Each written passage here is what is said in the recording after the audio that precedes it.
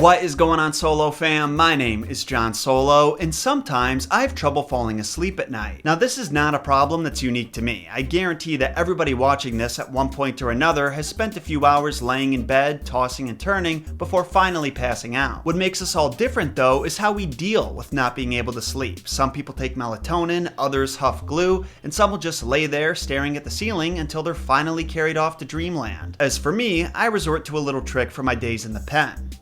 The playpen, that is. I put one of my favorite nursery rhymes, Rockabye Baby, on repeat and fall asleep thinking of simpler times when I could poop my pants without being told I have an attitude problem. Now, the point of me bringing this up is twofold. One, what I do in the privacy of my own pants is not anyone's concern but mine and my dry cleaners. And two, for the first time in a while, I actually listened to the lyrics of Rockabye Baby, and dude, they're f***ing weird. It's a song about a baby hanging precariously from the top of a tree on what is apparently a windy night, and it ends with the baby falling to the ground and presumably dying? I mean, if you take the lyrics at face value, that's really the only way to interpret them. So naturally, with me being the messed up origins guy, I had to do some research on this ditty and figure out where it came from and why the person who wrote it hates babies so much. Well, big surprise, it turns out it's not that simple. Not only are the roots of Rockabye Baby shrouded in mystery, but there are numerous interpretations about what the lyrics mean and originally meant. So let's talk about my findings, shall we? As always, make sure you hit those like and subscribe buttons, at least if you want content like this in your sub box every week.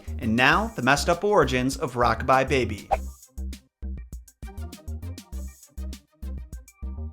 So if you're a longtime viewer of the show, then this probably won't be much of a surprise to you, but just like every other classic poem, song, and story, there are multiple versions of the Rockabye Baby nursery rhymes. Some of them only change a word or two, and others replace about 90% of the stanza, but what may be for the first time ever, the first version put into print is almost identical to the one that we sing today, except for one big difference. See, back in 1765, when it was published in London by John Newbery, it was part of a collection of nursery rhymes called Mother Goose's Melody, and went as follows. Hush-a-bye baby on the treetop. When the wind blows, the cradle will rock. When the bough breaks, the cradle will fall, and down will come baby, cradle and all. Did you spot the difference? That's right, hold on to your diapers, but Rockabye Baby used to be Hush-a-bye Baby, and the bye in Hush-a-bye doesn't have an E, while the one in Rockabye does.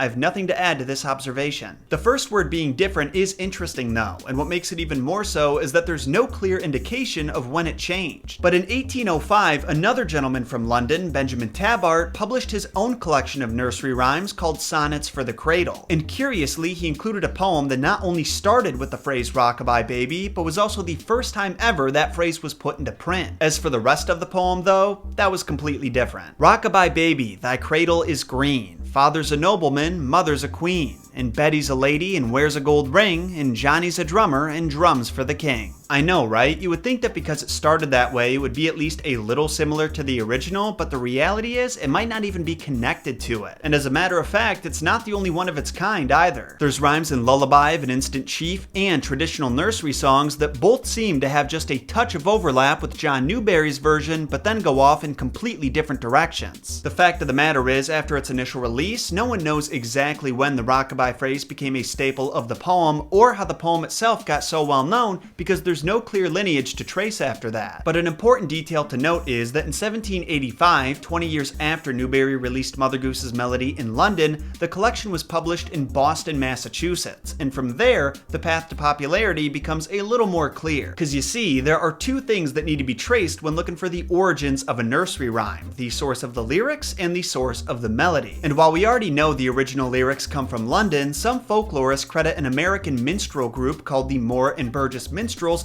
with popularizing the rockabye variation in the modern melody we sing. And that's because there's an article in the September 18th, 1887 edition of the London Times that advertises the Moore and Burgess Minstrels performing the great American song of rockabye. And the song was obviously a big hit because not even 2 months later, the same newspaper promises the new and charming American ballad called Rockabye, which has achieved an extraordinary degree of popularity in all the cities of America, will be sung at every performance at St. James James's Hall. Now unfortunately we have no way of confirming if the version they performed is the one that we all know, but there is only one song with rockabye in the title that every American truly knows, and it's not the one with Sean Paul in it. So unless that newspaper was just trying to hype up their song to a ridiculous degree, that may very well have been the lullaby. But just because they popularized the melody across the pond doesn't mean they wrote it. After all, the London Times did say the song was already popular here in America. And actually, after doing some digging, I discovered that the New York Times has credited two individuals as the original composers, both in their obituaries. Yes, I spent my time off recovering from COVID reading obituaries from the 1900s.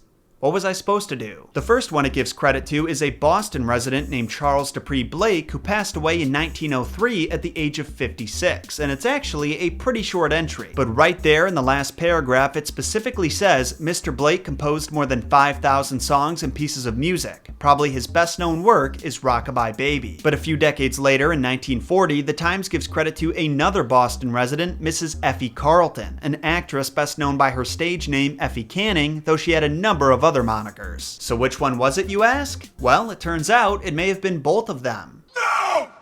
Relax, Will. Let me explain. You see, if one actually reads her entire obituary, the story of how Effie came up with the melody is revealed. According to her, she wrote the song in 1886 at the age of 13 while visiting some family friends. While she was reading on the porch, she saw the woman they were visiting set her baby on a hammock that gently rocked it to sleep and walk away. A few minutes later, the baby started to stir and Effie went to check on it, and it was allegedly at this moment that she thought of the classic Mother Goose poem and started humming her own version of the tune. Then, a few months later, she was given a banjo for Christmas, probably the most random instrument she could have been given, and after learning the basics, she played the tune that she hummed for the baby. Well, after hearing this, her music teacher just flipped his shit. He thought it was a wonderful ditty and sent her to a publisher friend of his, the aforementioned Charles Dupree Blake, who also loved it. Blake asked Effie for her permission to publish the song, but since she was so young, she was afraid that her father wouldn't approve, so instead of using her real name, Effie Crockett, she used her grandma's maiden name, Canning, which went on to become her stage name after she took up acting. And to those wondering, yes, she's related to Davy Crockett. They're actually cousins. Now, originally, Effie didn't want her name attached to the song at all, but that changed when it got wildly popular and Charles Blake started making money by selling the sheet music and the rights to perform it on stage. Sadly, we don't know if he ever sold those rights to the Moore and Burgess minstrels, but I checked and the timeline does work. That article about them in the London Times was from the end of 1887, and Ellie would have met Charles Blake in the first quarter of that same year. Now, unlike our last episode of Nursery Rhymes Explained, where we had some very unsubstantiated claims from the woman who said she was the inspiration for Mary Had a Little Lamb,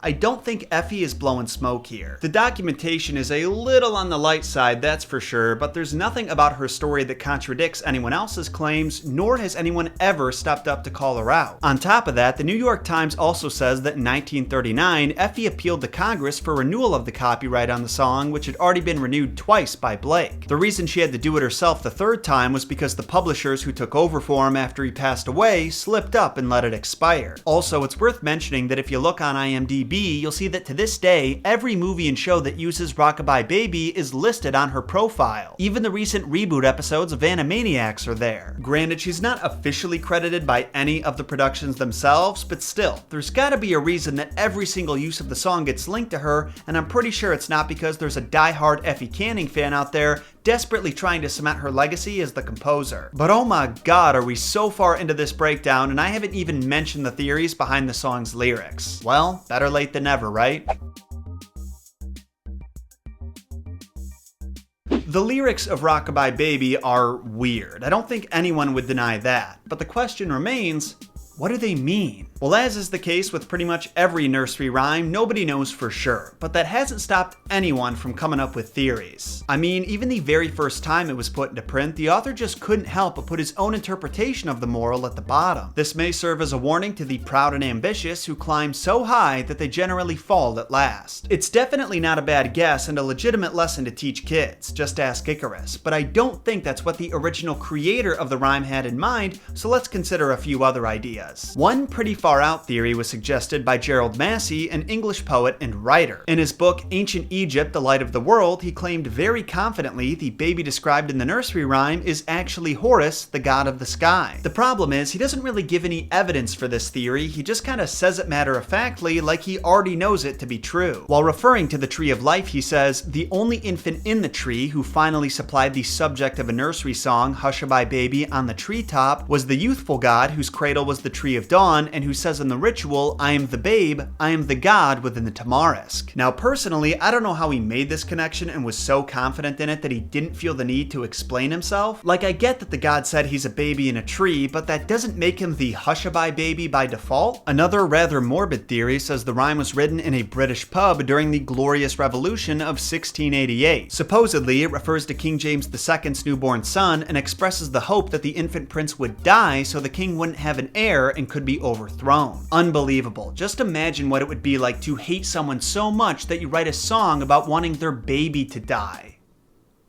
Because in my experience, it's pretty fun. Now this theory actually does work with the timeline we made in the last section. The revolution happened about 80 years before the rhyme was published in the very same country, and that definitely gives it enough time to be passed around and get popular. But again, no way to confirm it. Just like with Jack and Jill though, I so badly want this theory to be true because I love the idea of a bunch of drunken hooligans singing a lullaby together as a form of protest. Continuing on with that dead baby train of thought, some believe the song to be based on a 1600s ritual where mothers would hang the cradles of their newborn babies from tree branches if they died to see if they could be rocked back to life, I guess. And if the branch broke, it showed the baby was dead weight and in fact, not coming back. Now personally, I think this one's a bit of a stretch because there's no source for where this ritual took place or what kind of people believed in it. I'm not denying that people from 400 years ago believed in some crazy shit, but I'm gonna have to see some evidence before I endorse this theory. Another less gruesome theory involving babies suggests the song was written by a pilgrim who observed the way Native American women hung their birch bark cradles on low-hanging branches of trees so they could work while their baby rocked to sleep. On the one hand, you could argue that whoever came up with this interpretation is taking the song very literally, but this really was something Native American women did. And given the time period, it is possible that a pilgrim could have passed the rhyme on to a relative still in England, and maybe that's how it got popular and was published there. So, it all checks out.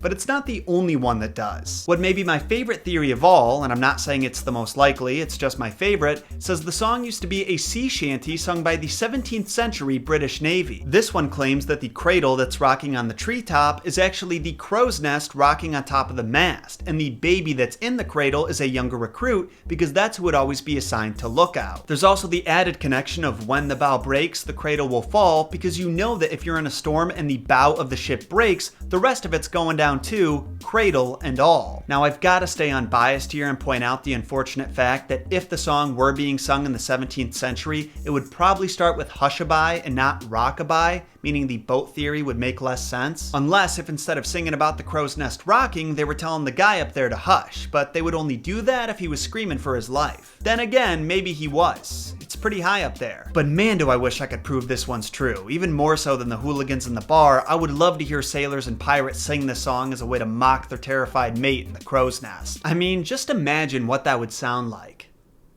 Imagine. Rock-a-bye baby on the treetop. When the wind blows, the cradle will rock. When the bow breaks, the cradle will fall. And down come baby, cradle and all. What? No, I didn't hire a bunch of voice actors to sing me a lullaby in a pirate voice. Pfft. That'd be weird.